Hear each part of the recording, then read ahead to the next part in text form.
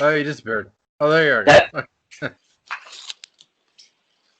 we are here on a fine Tuesday afternoon. It's colder than hell outside. We have a nor'easter coming. I think they've named it Storm Ref Will. It's starting to pass. Doc Kane and my very special guest, Ref Will Dojan. What's up, baby? Hey, man, how you doing?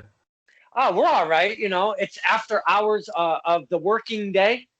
There's dinner in the oven. I can smell it. We've got Ref Will making a return on our show, Stirring the Pot. And I really appreciate you wanting to come on. I put a little status on the face page some days back, and a few of you jumped on it, and I really appreciate that. Cool. Did we get any questions or? Excuse me? Did we get any questions or anything? Do I have questions? No. Did you get any? Were there any fan submitted questions? Oh, well, you know what? It's funny because the very first couple of people that reached out, like almost immediately, were a couple of my friends up in Rhode Island. And it was odd because I thought maybe some of the more local guys and girls would maybe have jumped on that, you know. You were one of them, but I was like, wow, these guys out in Rhode Island, they just want to have, you know, want to get their name out there a little bit, because I still don't know if anybody watches this besides my father and his dog Jake. So I'm still on the fence about that. But it's been a really cool time starting to pop back up, because I did take a little break there for a little bit. But man, this week we're having a lot of fun, and I am so glad that we've got the returning Ref Will. And not only that, I'm wearing this beautiful, beautiful blue Big Bacon shirt. We love us some Big Bacon. He's doing a lot of things, and I know this is about Ref Will, but I kind of wanted to touch, maybe start this right off with, you have refed so many matches with Big Bacon in it between WMW, PvP, Blitzkrieg. There's probably more that I don't know of, but we're talking Pioneer Valley Pro Wrestling, we're talking Western Mass Wrestling, and we're talking Blitzkrieg Pro. And I know you have refed a bunch of Big Bacon matches. Do you think you could come up with a number on how many of those matches you've actually refed? I can't even begin to guess. But every time I get to be in there with Brad, it's a blast. And he's one of those guys that, like I mentioned in previous interviews we've done with like Mark Sterling, who likes to really go out, bring me outside my comfort zone. Mm-hmm. You see some of the intricate finishes of some of the PvP main events, especially the ones at the mall. That's all a lot of him, a lot of his input in with that stuff. His mind for wrestling is just incredible. Seeing how he can put every little piece of the puzzle together so it fits. For sure. I don't know if we have a wonky connection going on, but you're kind of freezing. You're coming back, but I'm piecing it together. If we were talking, did you get the audio or? Yes, we are getting audio, but it's kind of it's all just freezing all at once and then coming back. But you were speaking of Just Incredible and Mr. Hollister getting the matches together and the intricacies of the finishes. I didn't say Just Incredible. I said at the mall, the finishes of the main events, that he's responsible for a lot of that, of putting all the pieces of the puzzle together.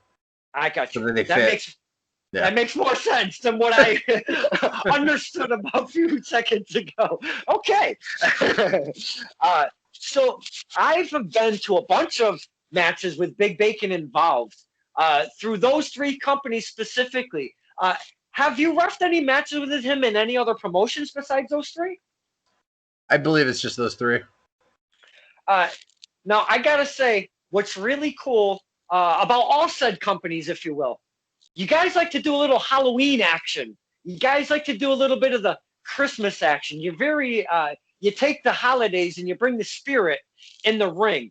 And I love all of that stuff that you guys bring to the table for us fans, because it's just one more little piece that you guys add to wrestling and makes us enjoy it more. And I want to say from all of us that's very cool that when promotions do that. But I'm kind of what I'm getting to is there any point that you can remember that comes out of your sticks out of your mind? Halloween, Christmas, whatever holiday you've been part of in the promotions you're with. Anything stick out, a good story that you could tell us fans? Right off the bat, there was a costume, I believe it was a costume battle royal for PvP at the old Hadley building. And Perry Von Vicious was a Jedi, I believe. And just that, I don't remember what John Torres was, but I knew he was in there. And, he's one of the masters of the ridiculousness. So anytime those comic things are perfect for him to shine in. Yep. So I love the seasonal stuff. That was one of my big things that I missed out on this year, actually, doing the costume stuff and doing the, all the special kind of gimmicks that we only use around the holidays. And I want to say one of the first ones that I saw was at, let's see, where were you guys? American Legion, South Hadley. And it was a Halloween event. And one of the first people to come walking out of that curtain, if you will, was one Matthew James with stilts. Oh, the stilts, yeah. Yes, it was a pirate with the stilts. That really stands out for me because you guys had a ton of fun that evening. And I know it was a couple years back, and that's one of the events that really sticks out with me, though, when it comes to the seasonal stuff with you guys specifically. Because you guys were so much fun, and I'm looking at all of the characters coming in and out, and I'm like, these guys are effing awesome. This is a lot of fun for not only you guys, but for us, man. It was just tons of fun, I love, especially, I always love that building. I think we had some great shows in that building, and I think that, when we come back, that building that we've been using for Western Mass, the name escapes me right now, but it's a Pulaski Club. Yes, I just remember the very steep stairs in the back that were very dangerous. But after we took a couple trips to the bar, they were looking a little narrower. But, as the night rolls on. Yeah, as the night rolls on. But I think in the next year or whenever we're back, we're gonna see that building sort of take shape as more of our home. And I'll be interested to see, especially when these seasonal things come along, again, what we can bring to this newer venue. That would be cool for me personally, and I know it isn't just me personally, but I'm speaking for myself. That's where I first started going. Now I'm going to bring you full circle. 2016, I forget exactly what time frame. You guys, PvP specifically, Pioneer Valley Pro out of Massachusetts, you guys are the very first promotion. I have all my music stuff over here, collecting dust and spider webs and shit over here in my room. I was a musician for quite some time, playing the live gigs and all of that. But I stopped and I wanted to do something else. And I said, I like wrestling. Why don't I start going to this independent stuff? And I've sprinkled that in through my life very, very rarely. But I randomly started looking up on Facebook, found you guys. It was only an hour ride. And I'm like, you know what? I'm going to check this out. I went up there, bro. I was going show after show after show after show after show. I met all of these cats and we were having a lot of fun. I was very timid at first, though, because I wasn't aware of the environment. So I would, stay in my seat, and I was getting so juiced up that I wanted to start recording clips. And that's how I started getting all of this stuff to where we are today. And it was all PvP with the Mr. Hammer Tunises and the Brad Hollisters and the Matthew James and such. You guys just really brought a lot of fun to the table. And I thought, you know what? If this is what you guys are giving me right now, I'm going to come back. And I did. And I kept coming back to the shows. And I would love to start going back to those South Hadley shows. That's a fantastic room for you guys. Yeah, I missed it a lot. I don't know if we'll ever be back there, but the Pulaski Club is definitely gonna be on tap. But possibly even that. I would think that school that we were at for the 3 branded show with Tessa Strength that joined us, I believe, for that one. Over at the Pulaski, they got some kick-ass burgers. Let me tell you, my friend. What's very fantastic. It's a built-in concession. You don't even have to worry about that stuff. Absolutely. Anytime you can get food and a beer or anything. Sometimes the shows are longer. Everybody gets there early because they all want to hang out, and you need a little food to take the edge off. Sometimes I know we do. Absolutely. I do pizza, and when PWA was running regularly, they were looking for some concessions. They ended up, I guess, finding us. So they were running at the older Bristol Boys and Girls Club, I'm sorry. And they were running there. And I happened to go to one of their first shows that they had there. Well, not their first, because they've been around a little longer than I started. But in my area. So I'm there. And now we get out for intermission. Mr. Dojan, this freaking club, this boys club was balls to the wall. There was people. There was hundreds and hundreds of people in this building. And long and behold, when we started, I filed out real quick when we heard intermission. We started filing out real quick, and I was ahead of the crowd. But I look over at concessions. They only had 3 large pizzas. What the fuck are you going to do with 3 large pizzas with a building full of wrestling fans? The main portion of what they ordered, they already put in the back for the boys and girls. So they figured whatever was left over, they would feed us, but they never expected how many people were actually going to show up. So we get out into the main part of the boys club, and I see the pizzas, and I go, this is not good. We're going to have a bunch of pissed off people. Well, here comes a lady, and boy, was she very direct and loud about how there was only 3 pizzas and hundreds of people. And she was going on this poor young gentleman behind the counter who had nothing to do with it, who was just a body behind the counter serving the food, and she was giving it to him. The heat was coming right out. She happened to turn over her right shoulder, and I was standing there because I was curious on where this was going. She turns around and she looks at me and goes, he works there. He goes, you make a phone call, get us some pizzas ASAP, just like that. And I go, oh, fuck, I'm on the hook for this one. I go outside. I call my joint.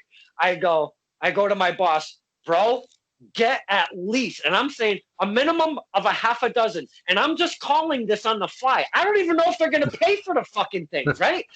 I go, get a minimum of a half a dozen pizzas down here now. You might have to get more. And I shit you not. He goes, oh, fuck. All right, I got you.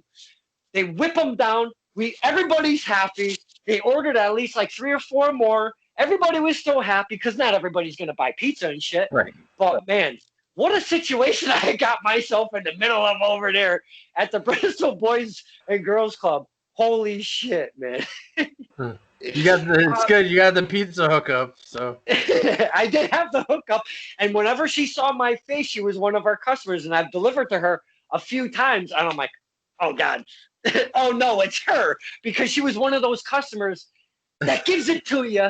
You know what I'm saying? Yeah. So I was like, oh, shit, it's her. Whenever she turned around. And I should have known by the way she was attacking this young gentleman behind the counter. But that brings me to concession stories.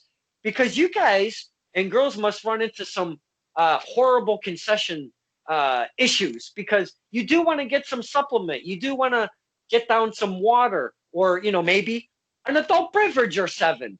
So do you guys ever run into these weird concession things, or have you had the pleasure of these built-in concessions? I've never had anything really bad from a concession stand, whether it's provided by us or the buildings that we run in seem to have decent food for the most part.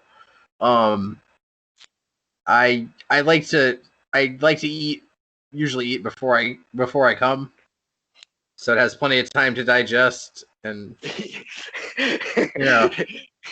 can be a little hazardous if you don't give yourself enough time. Okay, let's continue on this because now I'm very curious because, hey, I'm just a fan and I don't know what goes on in that ring. And I know some funky things are said and some funky situations happen, real life type shit while you're in there. So have you ever had one of those moments where you're like, uh-oh, I got to clench these cheeks because this I can't be going to the bathroom right now.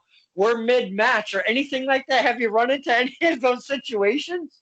I did actually. Yeah. I clenched. I don't know how long it was for, but it was for a real long time. It felt like a day. The bell. It's really hard when you have to, especially have to get up and down to make those counts to check the submissions. It felt like a rib. And that bell rang. I rolled right out of the ring and went to to go find the bathroom. And I didn't raise anybody's hand. I didn't nothing. I was out of there. Yes. F you guys, I gotta go take care of biz. That's amazing. They said when they got to the back, they said, "Well, where'd you go?" I was like, "Nature called, man." Oh God. Having some fun. Having some fun wrestling talk with Ref Will. I didn't expect it to go, but that's my fault. I didn't expect it to go in that direction. You shouldn't be surprised. I want to kind of spin it back around to Mr. Hollister and Mr. Tunis because they are known as a tag team called the Closers. And I have latched onto those guys from day one when I seen them working at PvP. Loved everything about them. The crowd, at that time, the crowd was kind of half and half because of what they portrayed in the ring, but they still had those guys, like in the modern era nowadays, fans, they don't boo the bad guys all the time. They give them some adulation for either what they can do in the ring or what they just portray in the, in the ring. So they were kind of half and half. So I wasn't really sure what to do with these guys when I very first seen them. So as I kept watching them, I started to cheer for them a bit, even though they were still considered the bad guy, if you will. So what I'd like to talk about is those closers matches have been some really, really fun shit. But one specific that really sticks out in my mind is that Blitzkrieg Pro over at the old pierogi joint there. They became the very first ever Blitzkrieg Pro Tag Team Champions.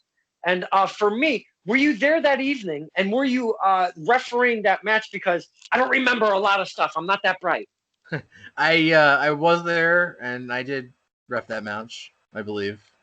Now, if I'm not mistaken, there was a ladder, and the straps were up above in the ceiling.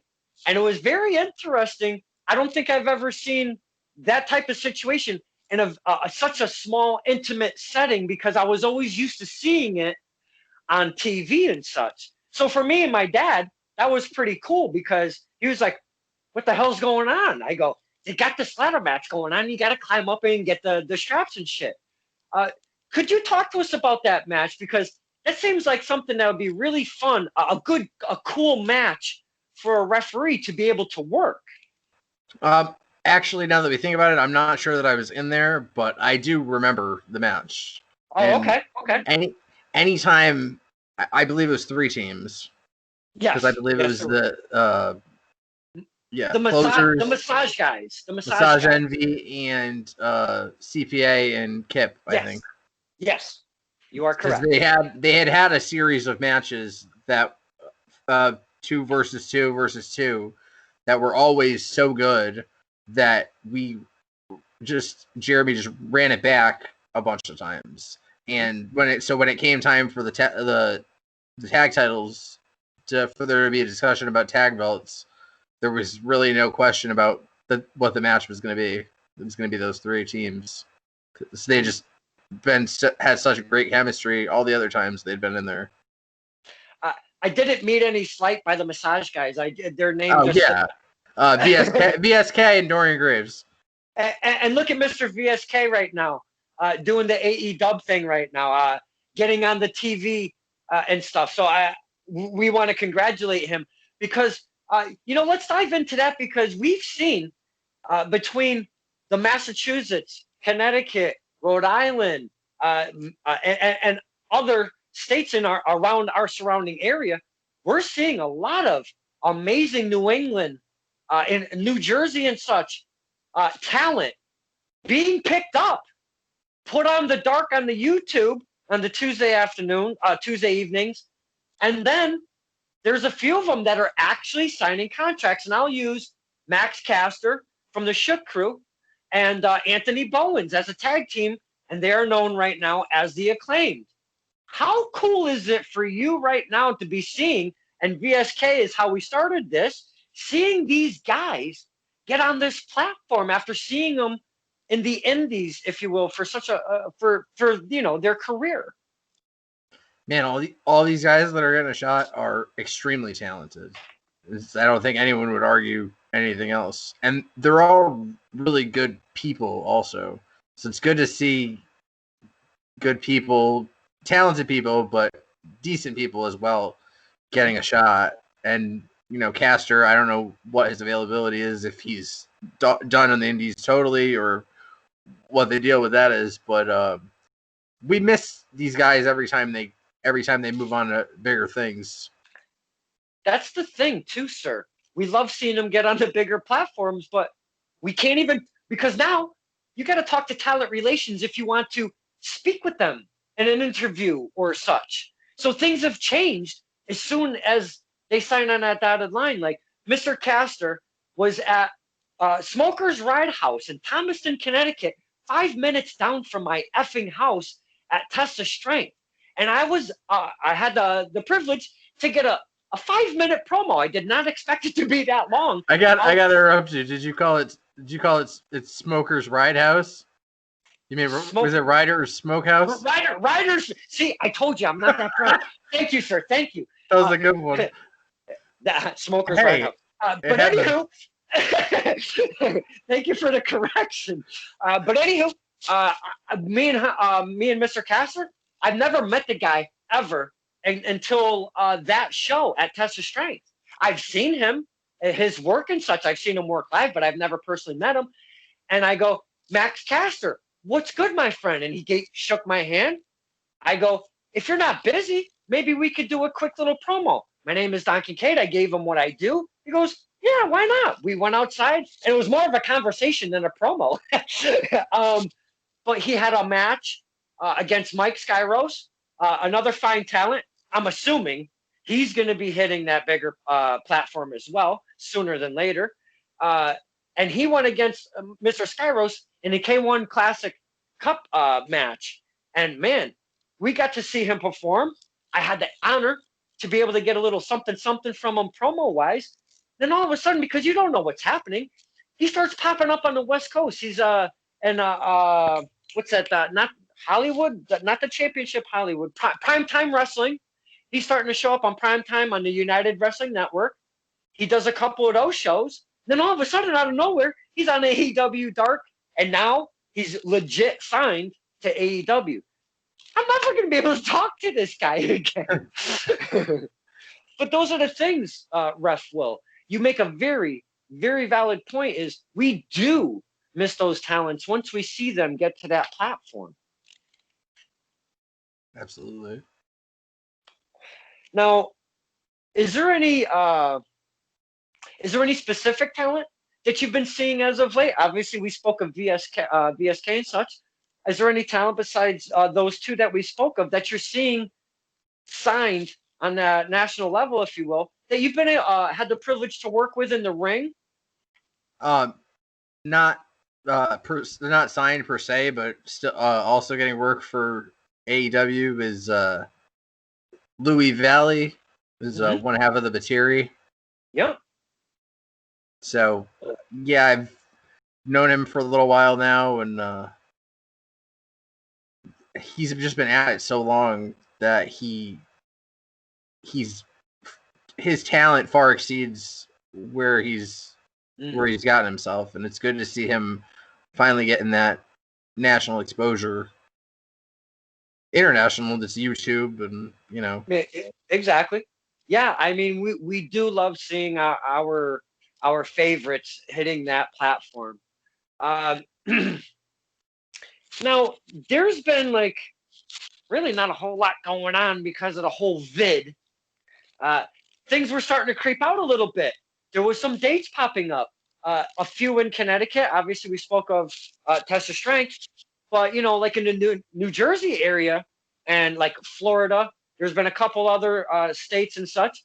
They were really going at it weekend after weekend or weekend or so, whatever going happening down there. But now we are almost up to the point where we started. To be honest with you. Yeah. Some companies have been doing studio tapings. NEW has, I think, followed suit with some of the other companies that have been doing it. You see NEW doing it. PAPW is doing their very first one coming up on January 2nd.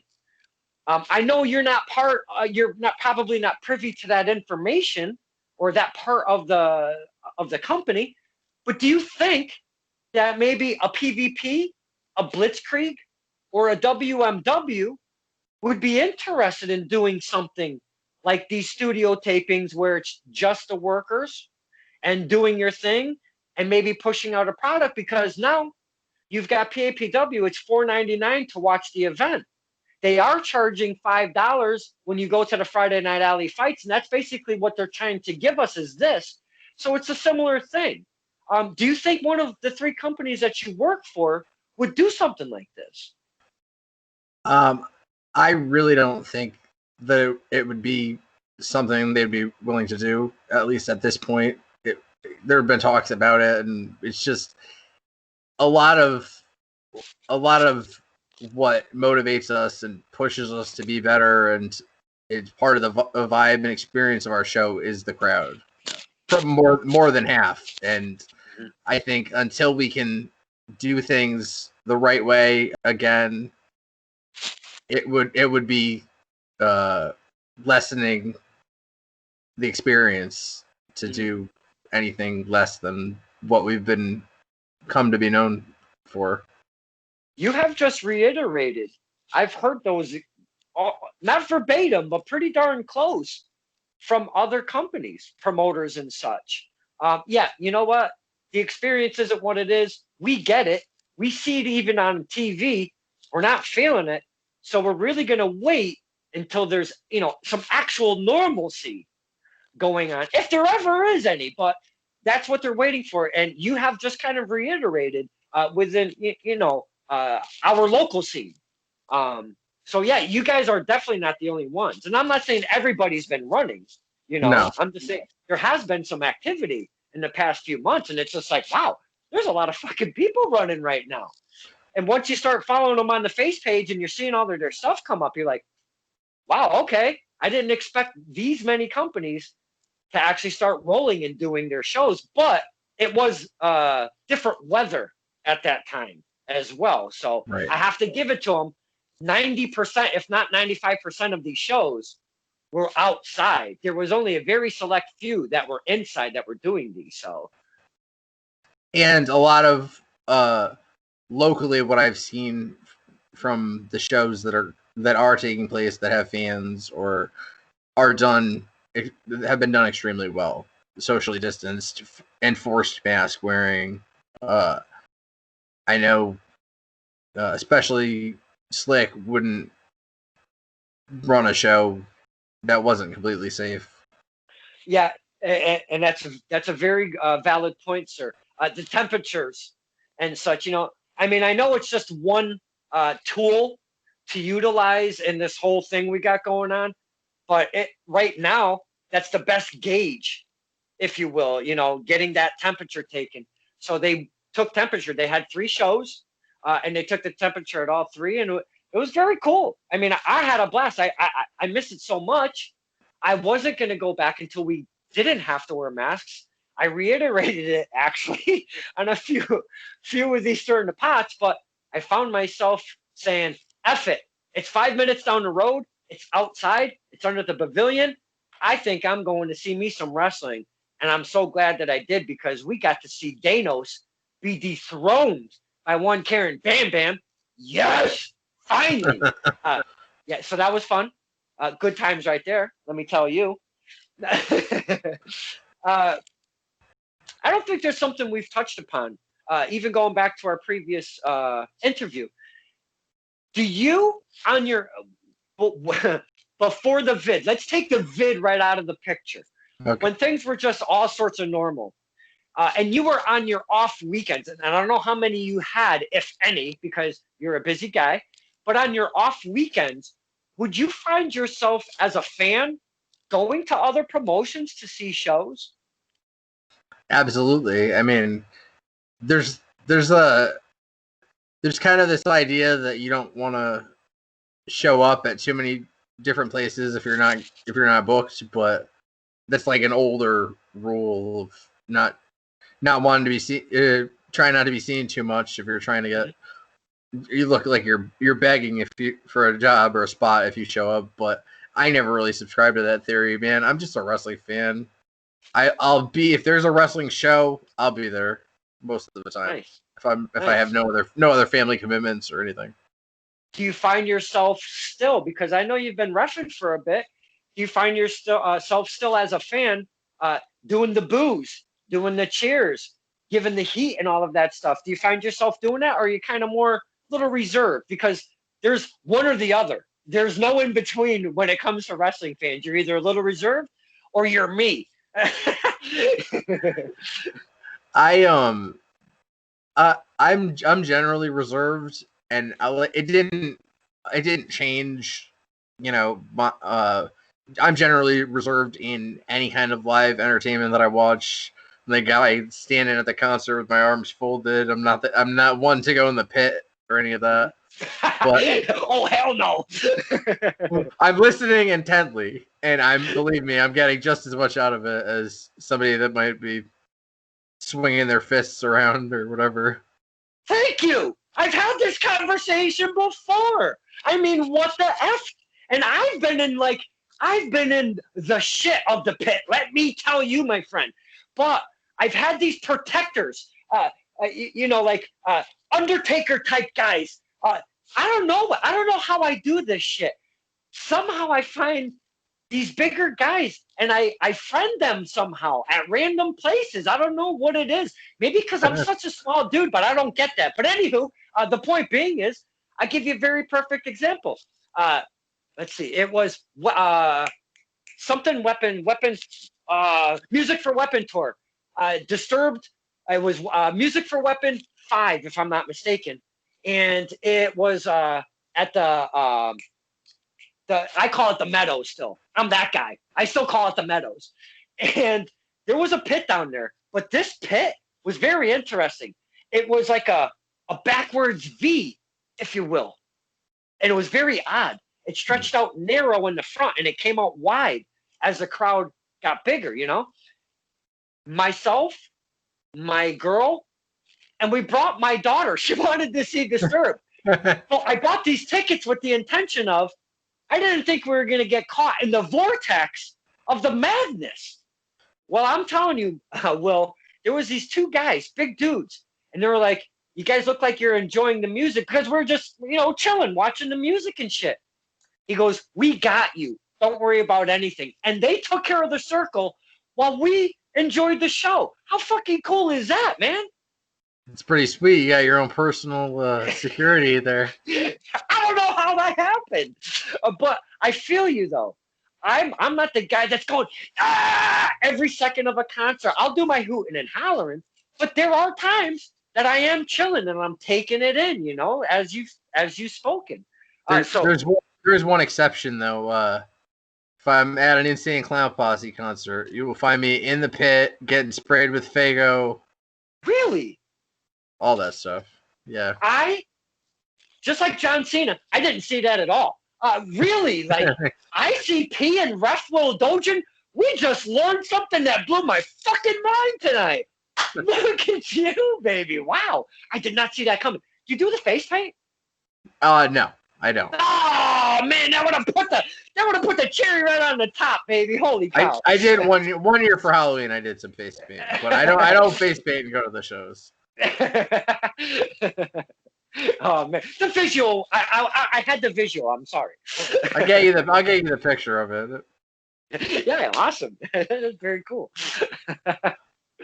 Oh shit. So we've been kind of chit-chatting, kind of about wrestling and stuff, but I haven't spoken to Ref Will. How you doing through all of this? What we've got going on, and have you been doing anything wrestling related? May it be watching matches, keeping up with the current product, maybe even. And I know you're kind of on the down low of working the shows right now. You're waiting for the normalcy to come back. Talk to us of what's going on with Ref Will. All right. I do spend a lot of time watching wrestling. I feel like at no point am I gonna ever slow down on that. Are you watching it from a fan's vantage point, or are you looking at specific matches to be like, you know what? There's a match that I really wanted to check out because of the reffing or whatever that you remember. So are you looking at it from a fan or a ref's perspective? I think we're all at this point. I mean, I can only speak for myself, I guess. I'm just looking to be entertained. Okay. In the back of my mind, I'm always watching for how the ref moves, how the once you get in that mindset, you can't really turn it off. But I deprioritize, I would say. Okay. I'm more just watching the match to have fun and to release from every day that seems to run into the next, Nice. Are you looking at the current product, or are you looking back at some of the older footage? I'm actually doing both. I've started to expand into older territory with more Dory Funk, Terry Funk. Ooh. Oh, the Southern times. Yeah, I never really was into stuff that old, like of that era, but I feel like more and more I'm getting into it these days. It's the appreciation of, and I've heard this term in the wrestling industry, less is more. And sometimes that older stuff, there is a lot less going on because there's not the acrobatics, the springboards and moonsaults and such. There's not a lot of different things that you see now. So I'm glad that you can appreciate it a little bit more. Yeah, I think everything's slowing down in general in the world and around us makes it easier to appreciate little things and subtleties that maybe you would have overlooked at other times. For the modern current product, what are some of your faves that's your go-to? Oh man, ICW, no holds barred all day. Now, whew, I can't believe you picked out of all of them, every single promotion in the universe, you pick ICW. Man, no offense to anybody else, but it doesn't really get any better than that currently. No, those guys. Now, I wasn't privy to the ICW because again, I haven't really been in the indies very long as a fan, but I have IWTV, and I get those notifications, and holy shit, when you see a notification on IWTV for these guys, you got to hold on to something because this is a whole different ball game, man. This is not your traditional wrestling, and they do like an octagon, if you will. Pit fighter, yeah. Yeah. these guys are fucking nuts, man. I've seen this shit, and I've caught up with some of that current stuff. I've seen as they've come out. I haven't been able to see all of them, but I have seen enough to be like, wow. I've seen some hardcore stuff, but this isn't hardcore. These guys. Go ahead, sir. Go ahead. Sorry to interrupt you. Please. The one that we had that they had last week. I had a friend come over who, really just, he's a wrestling fan, but he likes to talk shit about whatever it is we're watching, whatever it is. And he was oddly silent throughout the most of the show. And then I got a text the next day that was, "Screw you, man. I downloaded all of these Pit Fighter shows." Oh shit. He's not really a deathmatch guy. But he said that the way he was able to get into it was there's not a ring. So he doesn't feel a question himself and ask why they're not wrestling each other. The idea of it not being in a ring is, okay, these guys are just going to kill each other. It's somehow more acceptable to use gusset plates in a pit than in a ring with chains on it. I don't know. I don't get it, but if it gives me someone to talk about it with, I'm fine. So that's very interesting, because especially if you're not a deathmatch kind of fan, if you will, because you're either into it or you're really not, because that is something that's a form of the art of wrestling that not everybody can watch and stomach and take and or appreciate. So there's many different forms of wrestling, and I've always spoke about that on these shows. And I think, like you're saying, it's the ambiance of, it's not a square ring, or and they're just gonna roll outside of the ring and smash each other with a bunch of different stuff, or have all sorts of light tubes in the ring and start smashing each other over the head. It's the ambience of that pit fighter thing. It's almost like an underground feel, and it's, you almost, like you're saying, you almost take wrestling out of the equation because they are fucking annihilating each other in there. But it's still in the wrestling form, the wrestling art, if you will. So yeah, man, and I know we spoke about that, but again, that's something that really kind of tweaks me about Ref Will. I thought you would be more of a traditional wrestler kind of guy, because you are more reserved. So boys and girls, what they say is true. You got to be careful of the quiet ones. ICW all day long. Look at this guy. He's a nut. So ICW and ICP, right? Right. What a fucking combination. What about the death match that catches your eye? Because now you've spoken about your friend that's really not a deathmatch guy, but now he's into the ICW.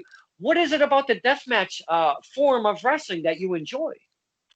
I think we all have that little bit of was it Cro-Magnon, caveman, primal mentality, that this idea of it being sort of a modern gladiator fight, especially in the confines of that pit.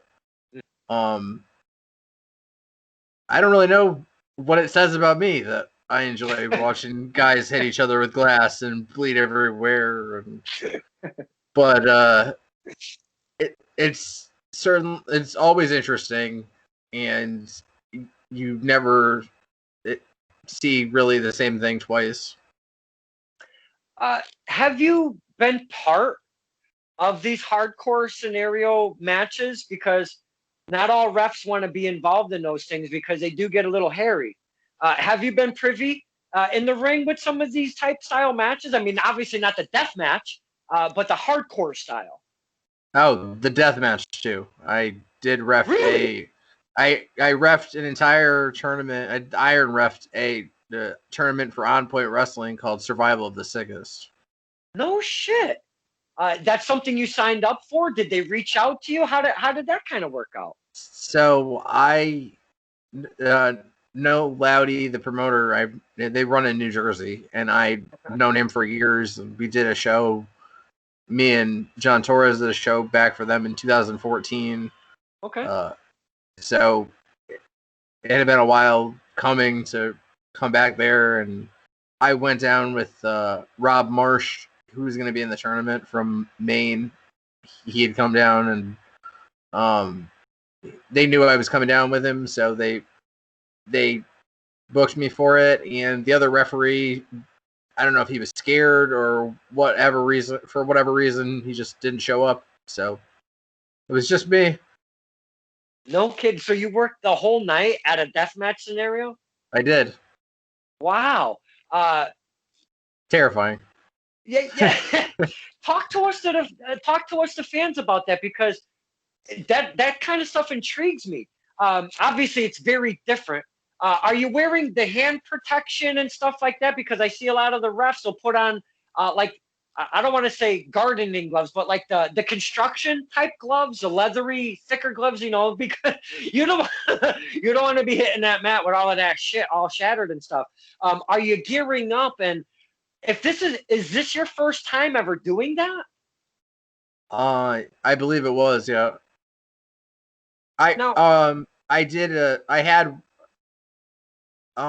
No, I can't remember. So I did a show for IWM South called Guardians of Hardcore, and I don't know if that was before Survival of the Sickest or after. I think Survival of the Sickest might have been first, and it might have been my first time doing a tournament. I had done a match in Bo Douglas's Beltime club for it was another match with Marsh against Tim Lennox. Oh wow! Wow. For Chad Epic and his rated R wrestling. So I had done that. Was my first, I think, real death match. Now, when you're in these situations, again, I want to come back to that. The difference. Your mindset has got to be like, okay, I can't do this job the same exact way that I do it in traditional matches. What do you have to change in your maybe mentality? And I'll even use the words moveset as a referee. How much difference has to be taking place in that environment of the death match? There's a lot of I try to limit sliding specifically on account as much as I can. Yes. But I will say, for the most part, I just get in the zone and do things. Okay. Pretty close to how I did them before. I have to take match. Yes. The caveat is to, if there's a little piece of broken glass or whatever off of a tube, off of a whatever, it's important to get that out of the ring and out of the way, because a lot of the more serious cuts happen from smaller pieces of glass. A lot of people don't know the tubes that they use are T12s, which are thicker. It's the longer, skinnier tubes are not the ones that you want to use, because they break into smaller pieces and tend to cause more serious injury. Okay. So I don't know if there's really a safe light tube. I would say that the T12 is as close as you're gonna get. A safe light tube.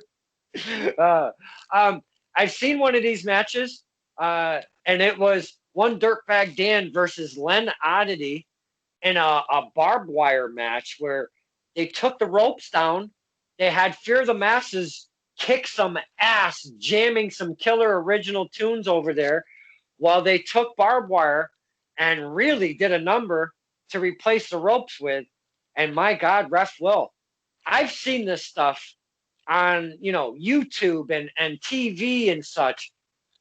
Dude, up close and personal, this shit fucking tweaks with your brain, man, because you're not used to seeing that.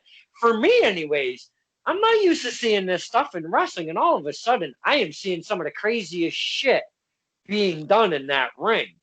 As a fan, it tweaked me at first live. Seeing it on TV, it's like nothing. It's like, it's a wow factor. I mean, let's be honest, but live, It's a whole different animal. I mean, for me personally, whole different animal. And I'm queasy around blood, so that's probably not the best thing.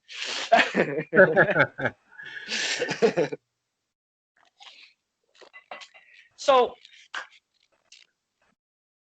they've got this vaccine. We're obviously seeing being put out. Finally, thank God. I guess that's the first step to anything we can actually latch on to for some normalcy coming back. When we come back, and I'm probably sure I've touched upon this, but this is a different time. We thought we'd be back at fucking wrestling by now, and we're not. What are you looking forward to when this stuff really kind of gives us some leadway? We get some shows rolling. I know you're looking forward to the shows, but is there anything specific that you're like, man, I just can't wait till X. I can do X or whatever it is. What are you excited to do when this shit is done and over with, man? I'm excited for whatever our Blitzkrieg show ends up looking like. Just getting back in the House of Pierogies is going to be great. Man, I love that place. I'm also looking forward to Alex Cypher getting his ass kicked in that steel cage. Now that is something we definitely want to see. And yes, the House of the Pierogies, what a kick-ass venue that is, man. That is really something. The balcony, the stairwell, you've got these chandeliers, the whole thing. It is a really, really cool setup. And you want to talk about, we talked about concessions earlier. Yeah. It doesn't really get any better than the pierogies and the kielbasa. And for a Polish guy like me, I'm in my element. It's literally the home of the pierogies. It's very cool over there. Alex Cypher. I've had Mr. Cypher on this show, and quite the character. Sorry, I had to deal with that. Thank you so much. He had his child locked up in a cage in the other room. Very unsettling, might I add. He should be the one in the cage. Yeah. and when Matt gets a hold of him, he will be. I'm glad you brought him up because we the fans, not only we the fans, but you just said yourself, and I know you said you're a fan. We are excited to see what is going to happen in this culmination. Has this been like a year or 2 year, some kind of long storyline that's been going on in between PvP and now Western Mass? You've kind of joined it together a little bit with the storyline, and you're flooding it over with us, the fans. We're having a hell of a time with it. Describe this and this tail end. If Mr. Matthew James does not come out on top, I am going to lose my absolute shit. Could you talk to us about the storyline just a little bit to culminate of this cage match that's going to be happening between Matthew James and Alex Cypher? It's been, like you said, a long time. I think an actual calendar year in the making, but a little bit longer maybe now with the pandemic and everything going on. Mm-hmm. First, we started with the closers on Matt's side, and I think for them to turn on him is pretty disgusting. After all they would seemingly doing it to help, maybe it was part of their plan all along. I don't know, but you never know with those guys. It's hard. You said when you were introduced to them, it was hard to know which way because the crowd seemed split. I think the worst part is that both of them are so talented that it's hard to boo when you're entertained, but it's also hard to cheer some of the things that they do and some of the tactics they take in order to get there. Well, let me tell you something. I do not hold back when it comes to Mr. Cypher. I am more than happy to boo as loud as I can boo. I will have no voice. I'm telling you, when this cage match happens, the next day, I'm not going to have a voice. I'm telling you, because I am going to be loud and proud with my boos when it comes to Mr. Cypher and that whole culmination of the cage match. I cannot wait for that. And I know they're not going to take that away from us or themselves because they want this to be, they want that to be finalized as well. So I cannot wait until that till that evening comes, my friend. You make a very valid point. That's going to be excellent evening. I don't know how queasy you get, but Uh-oh. I wouldn't be surprised if we saw a little blood. Uh-oh. Color. I better prepare myself for that. I'll start right now. We'll see where that goes. Yeah, definitely chill on the pizza that day.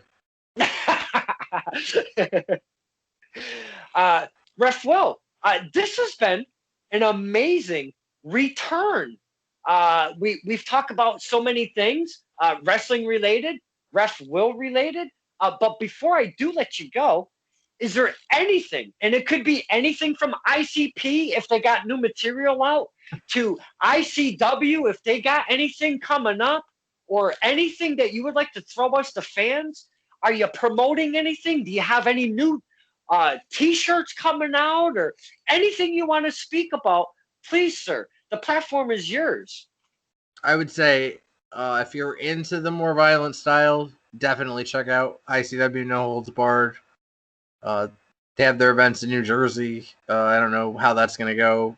There's some events in Florida, but they've, throughout this pandemic, they've been kind of, once we came back, they were I think the first ones to come back with a show.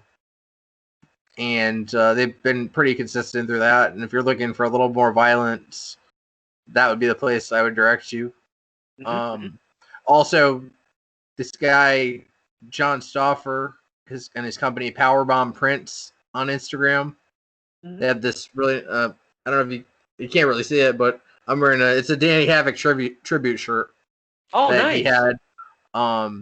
So I got that from him. I got a Jun Kasai deathmatch hoodie from him. He does really good work, and I would see if you like Japanese wrestling or anything like that, I would hit up him. And awesome. Yeah, that's pretty much all I have to plug. Hey, that's awesome. We love to discover new stuff when it comes to wrestling and whatnot. So thank you for that. I appreciate that. There is something that was in my mind that I forgot to ask that I do want to ask before I let you go. Now, Blitzkrieg had Powerbomb TV come in some time ago. Powerbomb TV, it's changed. Things are different. We have IWTV and such. You've never had been recorded and put on a platform like that. So when you guys were able to get that that platform of having a company come in and record your stuff, and you could look back at it in a professional looking manner instead of my garbage that I film and stuff like that, off of the cell phone, looking at it yourself, looking back at these matches like that, are you picking out stuff when you watch these matches back, or are you watching the match as a fan? Are you watching the match to look at the workers? Are you looking at the match to see, okay, we had this kind of spot here, it didn't really work out the best? Is there anything that you're looking at when you first started getting this footage being released? Because, man, that was really cool to see you guys on Powerbomb when it started. I hate watching myself. Absolutely. I hate it. It's weird. I think that I'm terrible. Probably not. I don't know. I work a couple places, but I just, I can't. It drives me insane but it's a good learning. It's a good tool for learning. I don't get there as often as I'd like, but occasionally I'll go to training at the Test of Strength school, very close to my house, and I'm not gonna lie, I've been a little rusty, and it helps to, if there's something that we don't get right, there's plenty of time to do it over and over again and make sure everyone's happy with it. So I couldn't ask for a better teacher from Slick. He puts on fantastic shows. We have a great time, no matter if it's a training day or as they've expanded the past couple years to what they call the road shows. I like to call them the Test of Strength pay-per-views myself. Now, I've noticed, though, referee shirts are the stripes, the zebras. We're used to that. But at Test of Strength, it's a black polo shirt. It's a little bit different. Is that something that a referee has to get used to? Because, I mean, you've worn your stripes, I'm assuming, your career, but when you put on something different, does it F with you a little bit? Because, like, when I put on something that has a bright color, I feel like I'm walking around with a fucking flashlight on my body. I can't do white T-shirts. They bother the shit out of me. So is that something that a referee has to be accustomed to, or it's just nothing? On that note that you said about the white T-shirts, one time I worked for it was kind of a backyard company, and they wanted people to wear. They wanted the referees in white T-shirts. So the only time it messed with me was that, because I just felt like it wasn't very professional. But obviously, I'm gonna do what I'm paid to do. But anything else, polos, logo polos, button downs, whatever it is, I think you need to have that air of authority, and it all, from everything, the way you look, you're properly groomed, you're everything, it all sort of blends together to create that image. Mm-hmm. So if you're wearing a wrinkly shirt, or you don't iron your pants, or you don't, it's very important to be professional at all times. And the uniformity. If there's 1, 2, 3, I've seen up to 4 refs in an evening. The uniformity, I feel, very important. I think that professionalism that you're talking about, visually, it looks really good for the company. And it helps. It helps for that. We're not supposed to stand out and be the focus. So if you see every ref on the same show with a different shirt, some of them are tucked in, some of them are not. One guy's wearing shorts. It's just, it doesn't really.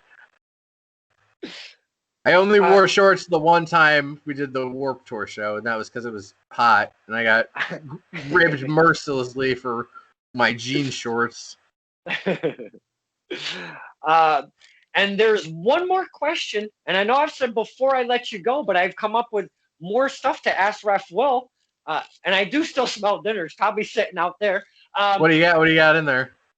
We got some pork chops. We got a nice little cheddar broccoli side. Some Italian bread, butter. Love me some bread and butter. Always a fave of mine. I don't know what it is with dinner. I don't even care what it is. I love me some bread and butter. That comes from my grandfather, I think, because when I was young, I remember something specifically on one of those big Sunday afternoons when Graham would make the dinner thing. You know how they did way back in the golden times when I was like 8? My grandfather yelled at me.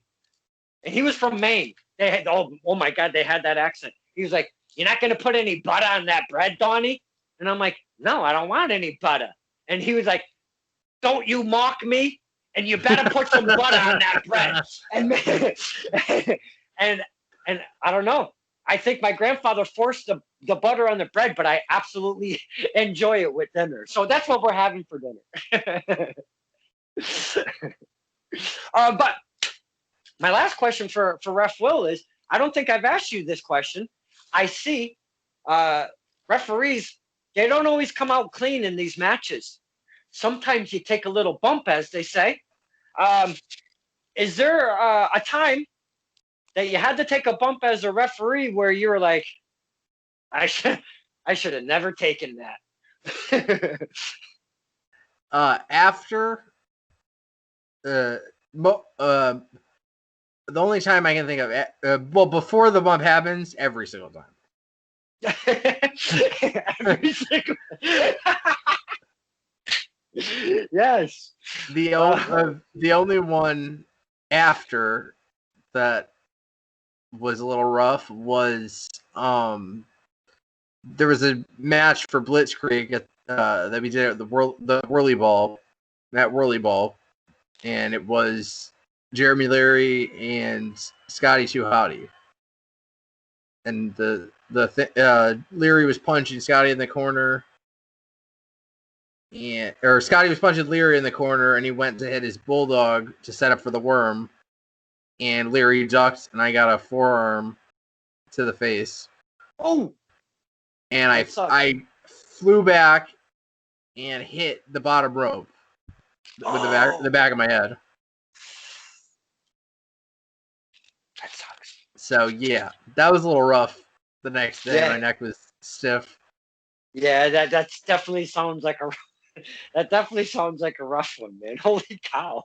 I don't remember if that may have been the night that I proposed actually to my wife. Wow.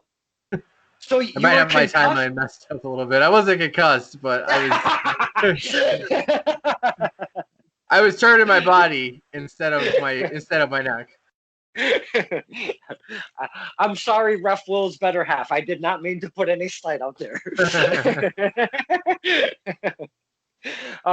Ref Will, we've laughed this whole where are we at? Hour 6 minutes, my man. It goes by like that when a couple of friends. Yeah, when a couple. Not at all. A couple of friends hanging out, talking wrestling.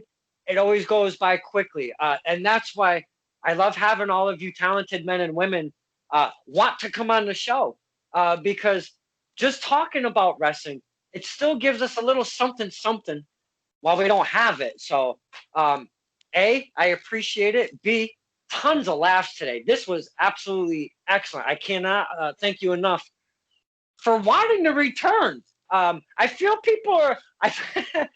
Every time I say, hey, we should do this again, and they say, yeah, we should, I always think that's like a, no, we're not gonna. Yeah, brother, great idea, brother. Yeah, like exactly. Brother. Yes, thank you. Exactly, just like that. So I really do thank you and appreciate you coming on, spending the time, opening up a little bit, and talking to us, the fans, because this is not my show, sir. This is all of our show, and I've said it already 80 times, but I do appreciate it, my friend. I think that you, to tie in to what you were talking about earlier, I think you're like the bread and butter of the indie community, and especially in the New England area. I'm the bread and butter, mother truckers. Yeah, Ref Will, my man. Ref Will, this was fantastic. Did not see well, we did speak upon the deathmatch stuff, but did not see the ICP thing coming out. That was out of left field. So thank you again for your candor, your honesty, your stories, and this has been Stirring the Pot with Don Kincaid and my very special guest, Ref Will. Thank you, sir. Thank you so much for having me, Don.